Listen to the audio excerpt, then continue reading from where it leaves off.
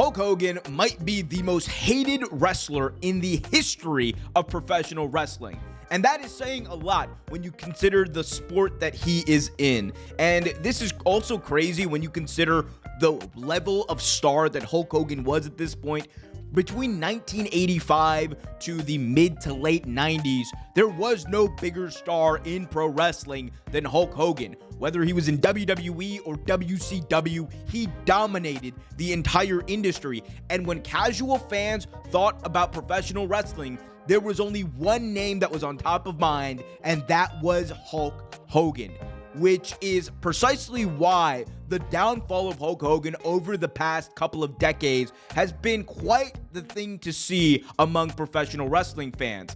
And while many people believe that the downfall is due to Hulk Hogan's recent political actions, the reality is it goes much, much deeper than that. The fact of the matter is, the reason why Hulk Hogan is hated by many of his fans and many of the peers of his time is because he is a liar and someone who has in the past said some of the most disgustingly racist things you could hear. And all of this culminated in that now infamous segment on the inaugural edition of Raw on Netflix, where Hulk Hogan was supposed to come out and talk about real American beer and the WWE's new partnership with Netflix and how great his product was and how this partnership to Netflix was going to take everything to the next level. Yet, instead, Hulk Hogan got booed out of the building in the Intuit Dome in one of the most hysterically funny ways that we have ever seen. Because the entire time, while he is trying to get this crowd back on their side, he got them to boo Andre the Giant, Macho Man Randy Savage, and even Netflix.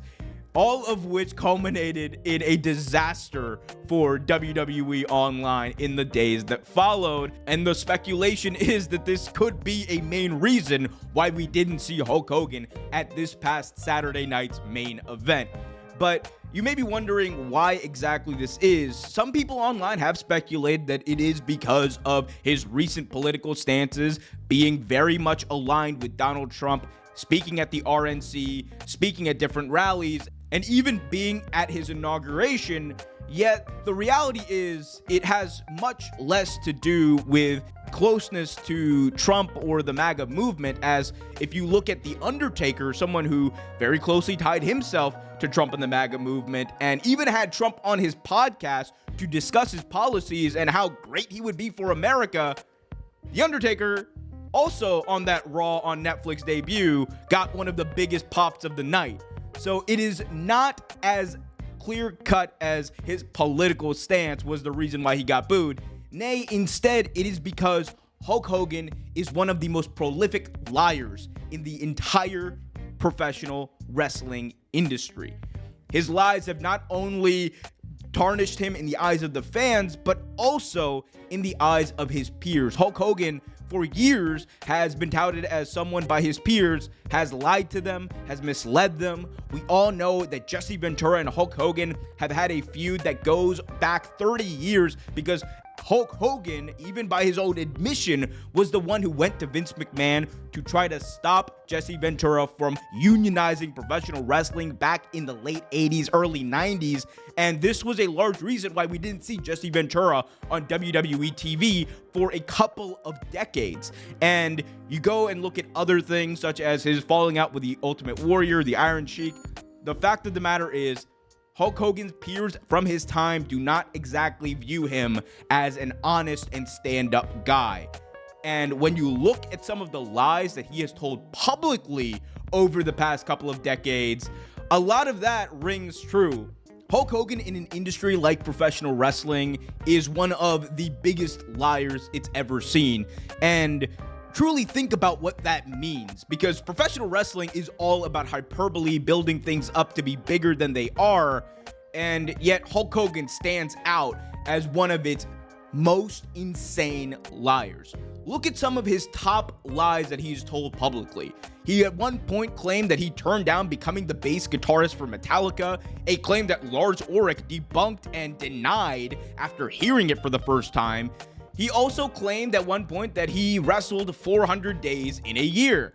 Something that is not only impossible because there are only 365, sometimes 366 days in a year, but also because having to do that would defy the laws of math and physics. Yet Hogan at one point claimed that the reason for this is because he would travel to Japan and actually gain time, which is a ridiculous notion just on its face.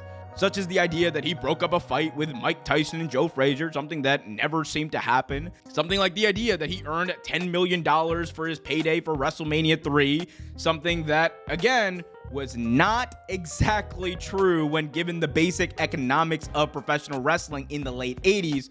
He also lied about becoming a Navy SEAL, and even said at one point that he was the first to slam the 900-pound Big Show. And last time we checked, Big Show is nowhere near 900 pounds, even at his heaviest. And arguably the biggest and most hilarious lie of them all, Hulk Hogan at one point claimed that Elvis, yes, Elvis Presley, was a big Hulkamaniac. Something that is impossible because Elvis Presley died in 1977, nearly a decade before Hulkamania was even born. So needless to say, Hulk Hogan is a liar and one of the biggest ones in pro wrestling. And when you combine this with the allegations of racism against Hulk Hogan, which came to light after a tape came out where he repeatedly used the N-word, made derogatory remarks about his daughter dating black men, and even in a phone call to his son, claimed that he was scared that bad karma was going to lead to his family being reincarnated as a black family, it was very easy for many to look at Hogan's quote-unquote apology as disingenuous. There were even reports that claim that Hulk Hogan, when apologizing to the WWE brass in a meeting, didn't go as far as to apologize for the sentiments or the actions, but mostly apologized for the idea that he got caught.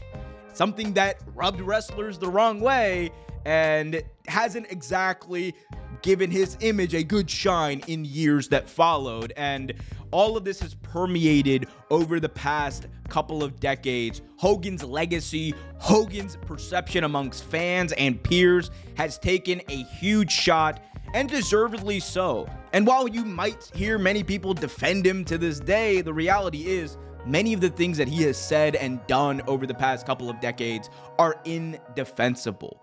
There's always a line, but it seems like Hulk Hogan has habitually crossed it. And in the eyes of many wrestling fans, I think he has crossed it one too many times. And that's why Hogan's downfall has been so insane to see. He at one point was on top of the entire professional wrestling industry, yet now he is nothing but a disgraced figure of the past. Could he make a comeback? I doubt it. But hey, I guess we'll see.